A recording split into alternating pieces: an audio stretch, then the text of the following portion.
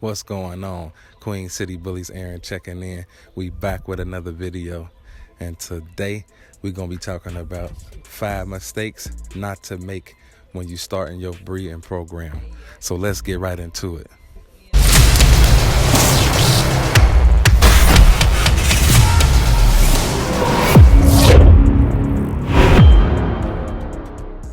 Okay, y'all, we're going to jump right into it, man. Number 1 is not having a vision. You already know, I done probably said this before, but not having a vision is going to be detrimental to your breeding program. It's not something that you want to do.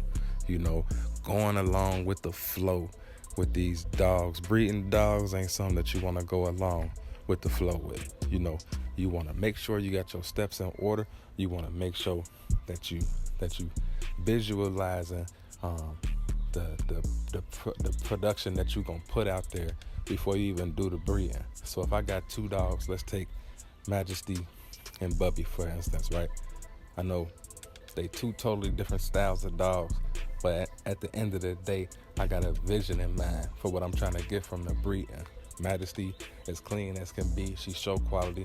Y'all seen I done put Majesty in the show, and she took 2nd place. So I'm taking Bubby to her because y'all know what Bubby bringing to the table. He's just a micro mini freak, man. He's short, he compact, he muscled up, he girthy, he got the bone, he got just about everything that you need for a stud. You know, he micro sheep pocket. You know, so there's a difference in the breeding there. Like I said, I got a vision. My overall vision is to produce a clean dog on a shorter frame with the girth and bone that Bubby bringing to the table, but staying clean with the correct and tight feet, the good angulation, the movement, the drive from Majesty. So that's the goal, man. We're gonna see if we get that out of the breeding. Fingers crossed that she took. I'm gonna be confirming that probably this weekend, so y'all stay tuned, man. But for real, you don't want to do these breedings without you know, I put pen to paper. You know, let's say I got a female, right, that I'm thinking about pairing her up with a stud, and I'm doing my research. I'm trying to figure out what stud I'm gonna go to. I'm gonna put pen to pad. I'm gonna write down 5 studs at least, you know, and then I'm gonna write down what my female bring to the table. I'm gonna write down what the studs can offer me by breeding them, you know, and I'm basically gonna do a pros and cons type of thing between the 5 dogs and the female that I'm breeding, and from there, that's how I'm gonna come up with the breeding that I'm gonna do. So that's having a vision, being able to visualize things before they happen, you know. And that's gonna take us right into number 2, not doing enough research. I see a lot of times, and I'm guilty of this too. Years ago, I jumped into this head first. I didn't know everything that I probably should have known when I got into this, but not doing research will kill you. That'll be detrimental to your breeding program as well. You know, if you don't know, you will learn real fast through experience, but you're gonna have to learn through those losses. It pays to do research. It pays to know, because if not, you can be backtracking and going backwards, tracing your steps for years to come. You know, if you don't do your research, let's say you start out with some cheap dogs, right? And then as you grow, as you learn more, as you do research over the years, and you say, oh, damn, okay, I really want this type of dog, but I got this type of dog. So I gotta, you know, make a move to like I said, backtrack and get to where your vision is, because what you started out with wasn't necessarily your vision. You just didn't do research, and you jumped in head first, like I said, like I did. So I'm guilty of it too, you know. But this ain't something that you just want to jump in head first with no vision. For sure, it's definitely gonna be detrimental. It'll end up killing your pockets, because man, if you don't do research right, in the end, you can end up spending more money. You know, it could cost you losses as far as pups, you know, breedings, all types of things, man. The list most definitely go on. Do your research, guys. Make sure you know what type of style of dogs you breeding. That's going to be important. When you first starting out, it's all these different dogs. These dogs here, these dogs there. You got pockets, you got XLs, you got micros, you got exotics, you got people mixing and matching the two, So you got to figure out where you want to be at. Do your research. Make sure that you spending your money with the right kennel, that you're spending your money with the right breeders, the right programs, the right bloodlines, the right class of dog. All of that stuff is going to play a major part in your breeding program. So starting out, it's going to be important that you have a vision and that you do your research. And really those two, they go hand to hand. Because if you're doing your research, that's going to help you develop your vision. You feel me? And once you got your vision, man, once the picture is clear and you can see it in your head, you can really get down and dirty and start putting these breeds together and produce the product that you see in your head, that you want the world to see. You got this picture in your head, but nobody can see it but you until you produce it. You got to put it out there. So we're going to move right on to number 3.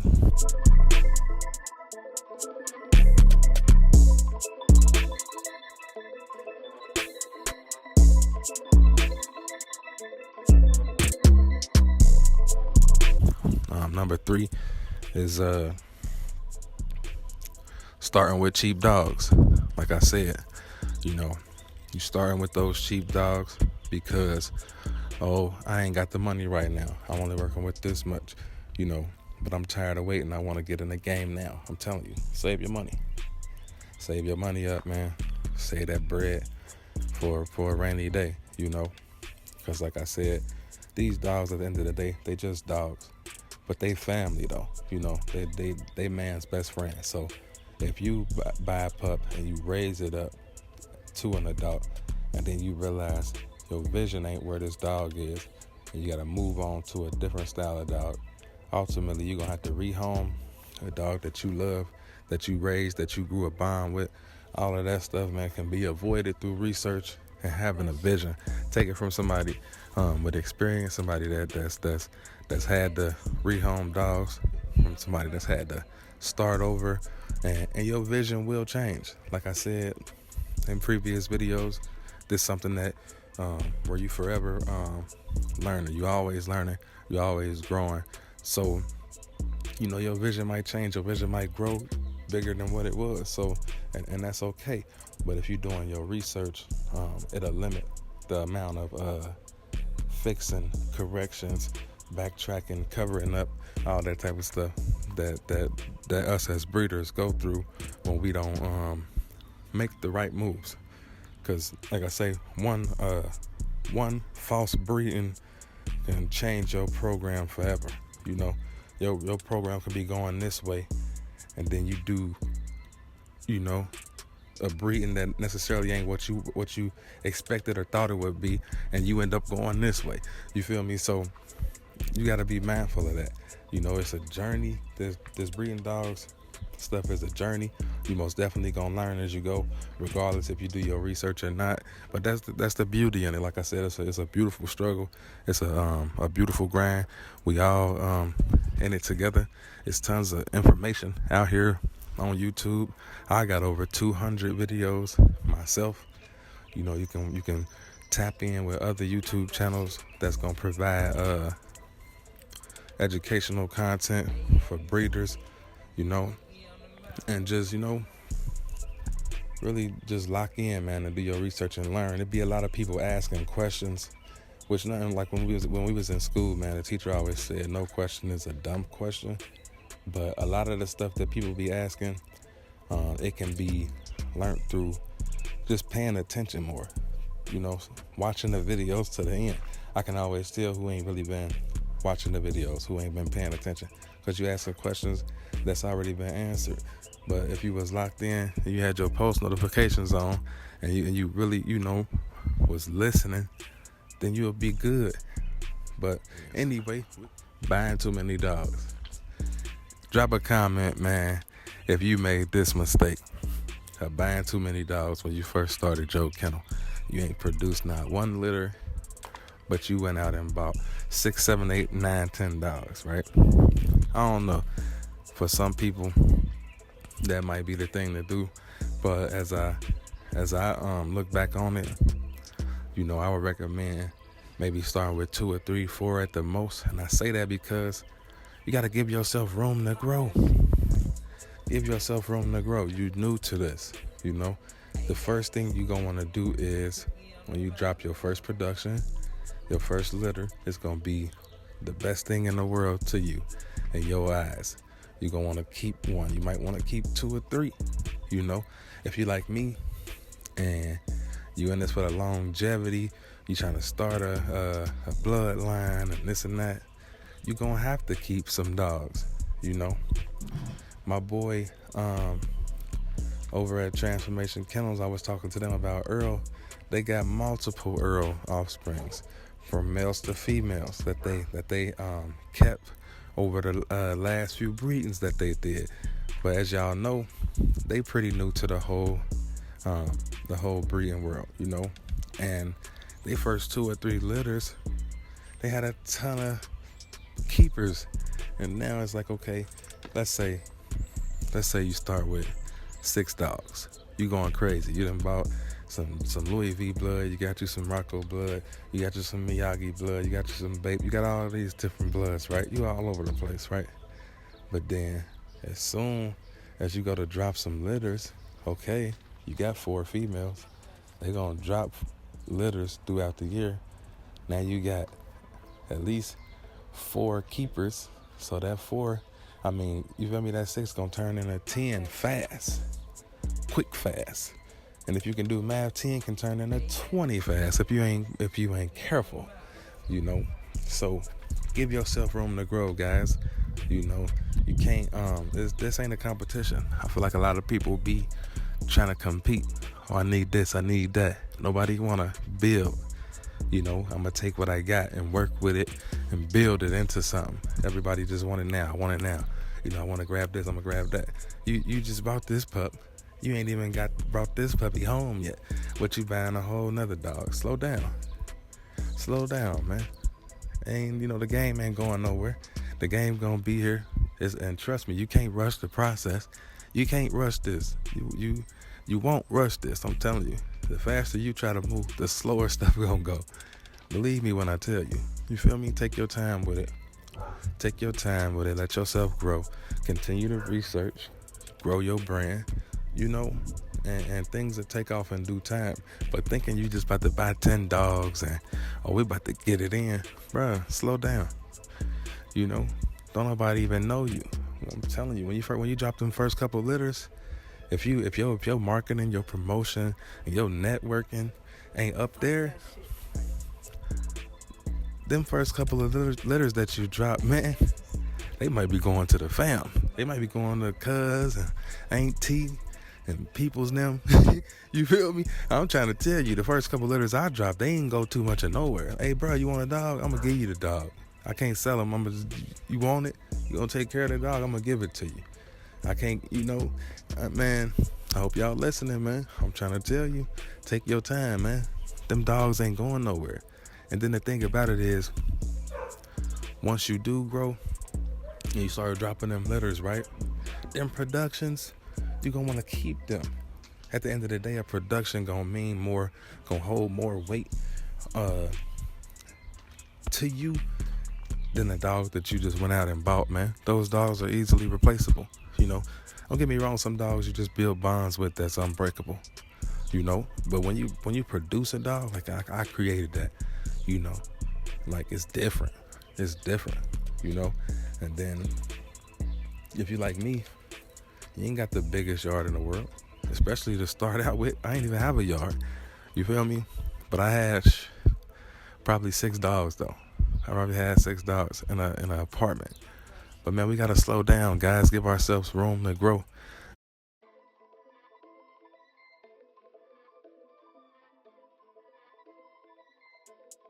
Pop that shit, price. Hey, yes. Put me on the map.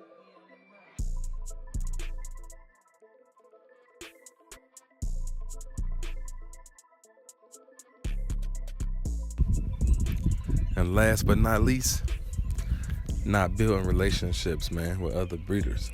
Having too much pride, thinking you can do everything on your own, man. You know, that some of that pride stuff, man, it be killing some of us for real. You know, I had to check myself early on. You know, I'm naturally an introvert, so I'm a Taurus. You know, so I'm gonna do it all on my own.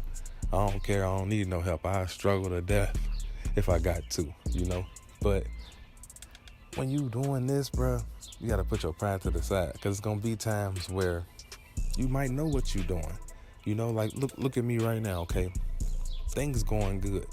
I'm 4 generations into my breeding program. You know, I could have easily just kept doing what I was doing, but I was smart enough to say, okay, I'm only gonna get so far with what I got right now.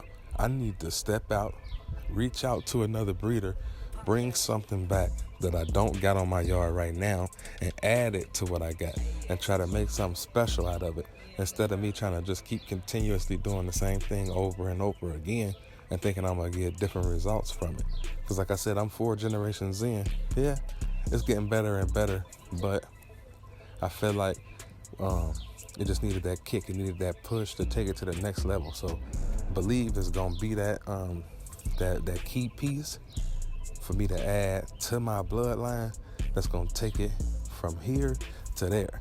So like I said, man, y'all gonna see, and truly that's a result of me networking, going out to these shows, rubbing shoulders with these other breeders, talking dogs with just everybody that I can, and learning and picking their brain, picking this person's brain, talking to this person, seeing what this person talking about, and studying, like, okay, these are the dogs that's having the success out here.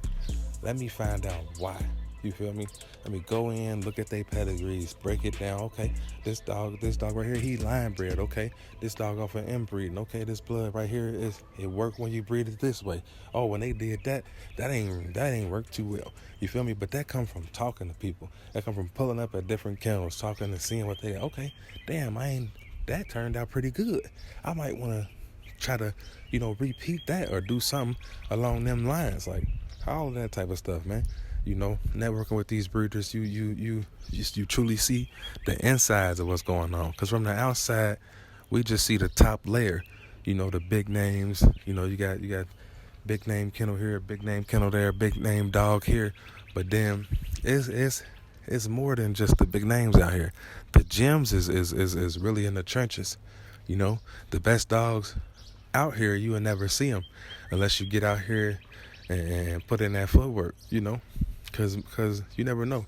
It could be a breeder right under your nose that's been doing this for 20, 30 years, but he ain't on YouTube.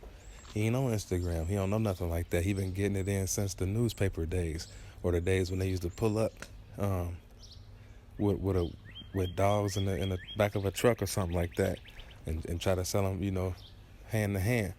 But nowadays we moving everything online. It's crazy, because I can remember 3 or 4 years ago, trying to sell dogs in my city, and I was struggling. But once I got the hang of the internet and the social media thing, the YouTube, the Instagram, things just start skyrocketing, man. So we're in a different time. We're in a different world. Times change, man. So if you don't know, you got to get with somebody that know. You feel me? I wasn't as savvy with YouTube and stuff like that. But I got around the right people. I studied. YouTube your best friend. Google your best friend. These iPhones, these smartphones, they your best friend. Ain't no reason for none of us not to be able to accomplish our goals, man.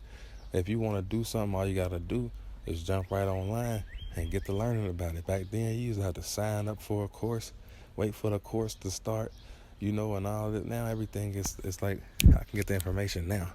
You can do it right now if you wanted to, if you put your mind to it, But man, we're going to wrap it up, y'all. We're going to wrap it up.